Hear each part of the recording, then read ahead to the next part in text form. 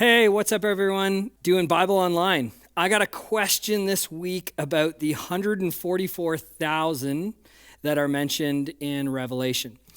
End time stuff, eschatology is the big term for it, is become really popular under COVID-19. People want to know from pastors, is this the end of the world? Is Jesus coming back?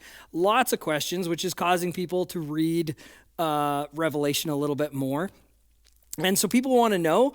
Now, I would say if you're just starting the whole church journey and the whole Bible journey and you're just reading Revelation, you might be really confused. There's tons of imagery, tons of metaphor. A lot of it points back to all sorts of pieces of prophecy and scripture, Old Testament, New Testament. There's just a lot. Even as a pastor, full disclosure, I don't get it all. There's so many things in there, just a complete mystery to me. But what we're going to do, we're going to focus the mystery on the 144,000. Now, this is mentioned in two areas, in Revelation 7 and Revelation 14. So to start out with, I'm just going to read the passages, and then we're going to unpack the two camps on who these people are.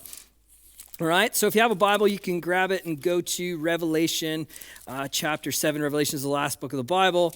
And so in Revelation 7, here we are. Okay, so I'm going to read 7 through to, we'll go to 8, okay? Revelation 7, 1 to 8. By the way, this is just a little pet peeve of mine. A lot of times people say it's revelations. It's a single revelation that God gave to John through the Holy Spirit. It's not revelations. So in case you're out there and you've called it revelations, nope. It was a single revelation, single vision about things to come. Okay? So starting in verse 1, it says, "After this, I saw 4 angels standing at the 4 corners of the earth, holding back the 4 winds of the earth, that no wind might blow on the earth or sea or against any tree.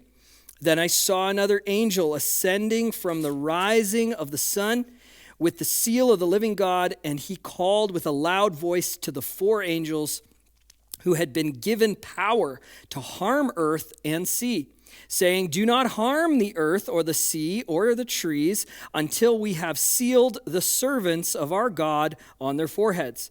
And I heard the number of the sealed." So these are the sealed people that are going to be sealed on their foreheads. 144,000, there's our number, sealed from every tribe of the sons of Israel. 12,000 from the tribe of Judah were sealed, 12,000 from the tribe of Reuben, 12,000 from the tribe of Gad, 12,000 from the tribe of Asher, 12,000 from the tribe of Naphtali, 12,000 from the tribe of Manasseh, 12,000 from the tribe of Simeon, 12,000 from the tribe of Levi, 12,000 from the tribe of Issachar, 12,000 from the tribe of Zebulun, 12,000 from the tribe of Joseph, 12,000 from the tribe of Benjamin were sealed. Okay, so that's Revelation 7. Now we're going to jump forward to Revelation 14, which is interesting. They're mentioned in 7 and 14. If you're big into biblical numbers, 7 and 14 are kind of important numbers, and, multiples of 7 and all that stuff. I'm not getting into that. I'm not going to get into the numeric prophecy stuff. It's not my jam.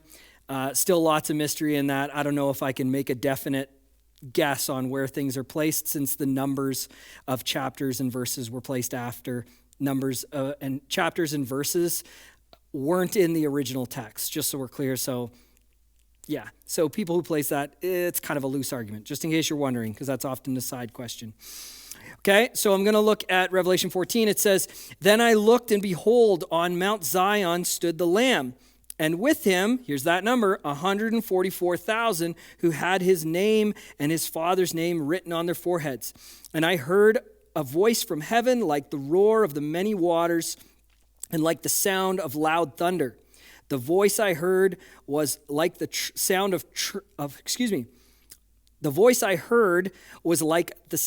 of harpists playing on their harps, and they were singing a new song before the throne and before the 4 living creatures and before the elders.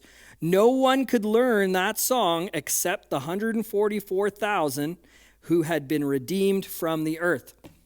Okay, so those are the two passages. Now let's talk about the two camps. There is a literal camp in who the 144,000 is, And then there's a symbolic camp. This whole thing is taking place during the tribulation, the 7 years of tribulation. Now, depending, here again, these are differences in Christianity. Some are post-tribulation, pre-tribulation, mid-tribulation, and this is when Jesus returns and takes up Christians, takes up followers of Jesus. Is that happening before the tribulation, during, after? Again, in Christianity, there's all sorts of opinions on this because Revelation is things to come, but it's a lot of metaphor, word pictures, a lot of prophetic language. It's really tough. But let's focus in on the 144,000 in the tribulation. The literal version, some Christians believe this is literally 12,000 of each tribe of Jewish peoples, of Hebrew peoples. In the Old Testament, there was 12 tribes of Israel. And the literal version means that in the end times, that there's going to be Hebrew people, Hebrew Christians, Jewish people coming to know Jesus, and they're going to be from the 12 tribes. Okay? So the literal version is pretty simple. It's just taking exactly what it says, word for word. Now, here's the symbolic problem with that, or the symbolic camp, is if you took literally what everything in Revelation took, there's like winged creatures and stuff. Like, is this what it means, or is this a metaphor for things? And if you fully go literal in Revelation, there's a lot of, like, it's going to be one of the greatest sci-fi movies ever. Which maybe it'll be there. I don't know if I'm fully in that camp. I don't know if I'm fully in the symbolic camp. I think there's a lot to be known. To be honest, just so we're clear, I'm not really going to tell you that absolutely this is exactly what it means, but I can give you the different ideas that are out there in Christianity, and that, to be honest, pastors, theologians, scholars, they're still wrestling with this. There's guys and gals that are way smarter than me that are divided on this. So let's just be clear. Okay, the symbolic camp. Okay, instead of it being 12 tribes of Israel, the symbolic camp says, no, this is actually going to be 144,000 of believers, but it's different. It's going to be symbolic. And here's their reasons. So the first is just practically that the 12 tribes of Israel, the bloodlines have been so dispersed. We know that persecution right up until World War II of Jewish peoples has been massive throughout time.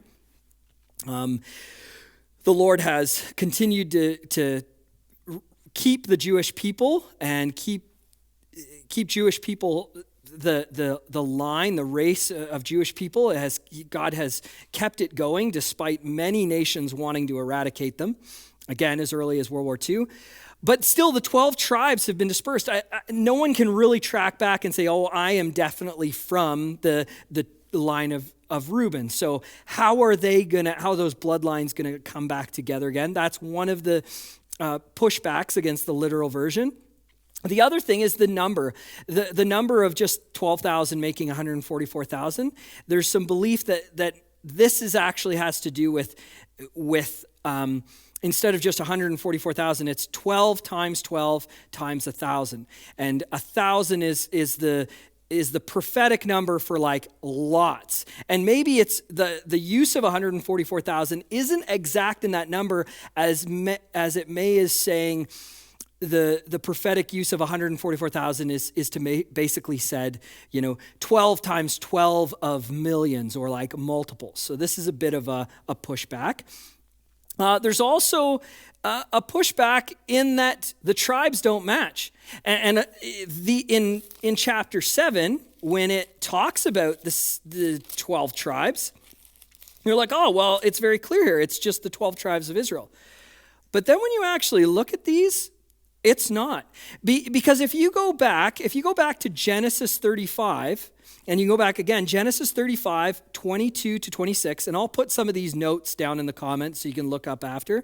But 35, 22 to 26, if you look at these, the tribes don't exactly match up. For example, the tribe of Judah comes first in the Revelation account. Reuben comes second. Well, Reuben's actually the first tribe. Now you might say, well, Jesus is from the tribe of Judah. That's why it came first. Exactly. I think you're right. I think Judah became a very important tribe, and that's why in the Revelation it comes first. But as you start going through these lines, there's some different stuff. For example, you see the tribe of Gad Asher, and Naphtali. Gad, Asher, and Naphtali didn't actually come from wives. They came from concubines. And yet in the Revelation account, those three tribes actually get bumped higher up in the order, which is kind of cool that even though they were kind of illegitimate in a way from concubines, that all of a sudden the Revelation story, they're redeemed to a higher placement in the number.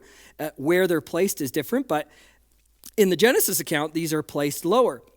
But there's even more mystery to this. The tribe of Dan, which appears in Genesis, doesn't appear. And from the tribe of Dan, there was a lot of trouble through the Old Testament came from that, but instead, Dan is replaced with the tribe of Manasseh. So that's different as well. And another thing, it's Joseph is replacing the tribe of Ephraim. And then also, there's also the tribe of Levi. Now, adding the tribe of Levi just right in the middle of it, the tribe of Levi actually didn't get any land. They were actually the set-apart holy tribe, and they were set apart in the Old Testament. So the symbolic approach means you can't just it's not apples to apples. There's differences in the accounts between Genesis 35 and Revelation. And so what it simply says, 144,000 from the 12 tribes of Israel, okay, well, that makes sense. But it's not until you start looking at those tribes, you're like, wait a second, this is a very different output of tribes. So these are some of the discrepancies. I want to say, before I sign off here, I want to say clearly that in case you're saying, well, Jeremy, what's your camp? Where do you think I should be? What should I be choosing? To be honest, I don't know. And I know maybe that's not going to make me very popular as a pastor, and I don't know. But I want you to know I'm still struggling with it. To be honest, Revelation as a whole, I have always struggled, and I continue to struggle to be able to say, this definitely says this. Now, some things I can. But on this 144,000, I go back and forth. I read commentaries from guys that are from one camp, and I'm like, wow, they have some good points. I read commentaries from another guy, and I'm like, they have good points. But what I know is I can't spend my whole life searching through Revelation. My mission as a pastor and our mission as Christians doesn't change. And there's only so much I can dive in when I have to just say, you know what, Lord, I'm going to leave this up to you, and I'm going to ask that you continue to reveal to me, continue to teach me. But in the meantime, there are things that I definitely know.